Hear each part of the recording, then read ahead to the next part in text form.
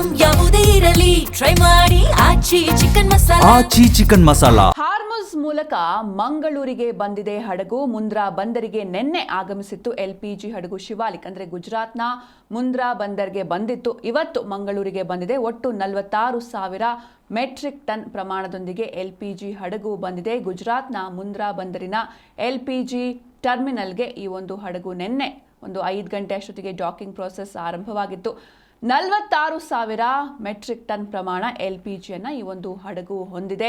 26,000 metric ton ಗ್ಯಾಸನ್ನು ನವ ಮಂಗಳೂರು ಬಂದರಿನ single point mooring ಸೌಲಭ್ಯದಲ್ಲಿ ಇಳಿಸಲಾಗುತ್ತೆ. ಹಾಗೆ 20,000 ಮೆಟ್ರಿಕ್ ಟನ್ ಅಷ್ಟು ಗ್ಯಾಸ್ ಭಾರತದ ಅತಿ ದೊಡ್ಡ ಖಾಸಗಿ ಮತ್ತು ವಾಣಿಜ್ಯ ಬಂದರು ಮುಂದ್ರಾದಲ್ಲಿ ಇಳಿಸಲಾಗುತ್ತೆ. 26,000 ಮೆಟ್ರಿಕ್ ಟನ್ ಗ್ಯಾಸನ್ನು ನವ ಮಂಗಳೂರು ಬಂದರಿನ ಸಿಂಗಲ್ ಪಾಯಿಂಟ್ ಮೂರಿಂಗ್ ಸೌಲಭ್ಯದಲ್ಲಿ ಇಳಿಸಲಾಗುತ್ತೆ. ಹಡಗಿನಲ್ಲಿ Indian oil corporation limited book ಮಾಡಿರುವಂತಹ LPG ಇದೆ. ಹಾರ್ಮುಜ್ ಜಲಸಂಧಿಯ ಮೂಲಕ ಒಟ್ಟು 46,000 ಮೆಟ್ರಿಕ್ ಟನ್ ಪ್ರಮಾಣದೊಂದಿಗೆ LPG ಹಡಗು ಶಿವಾಲಿಕ್ ಗುಜರಾತ್ನ ಮುಂದ್ರಾ ಬಂದರಿನ LPG ಟರ್ಮಿನಲ್ಗೆ ನಿನ್ನೆ ಬಂದಿದೆ.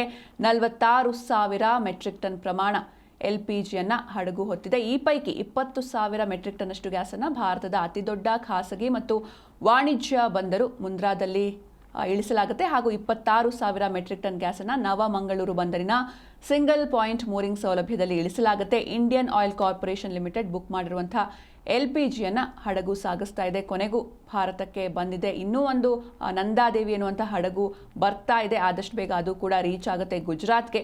ಹೀಗಾಗಿ ಆದಷ್ಟು ಬೇಗ ನಮ್ಮ ಭಾರತದಲ್ಲಿ ಏನು ಈ ಒಂದು ಕಮರ್ಷಿಯಲ್ ಗ್ಯಾಸ್ ಸಿಲಿಂಡರ್ ಅಭಾವ ಇದೆ ಅದು ಸರಿ ಹೋಗುತ್ತೆ.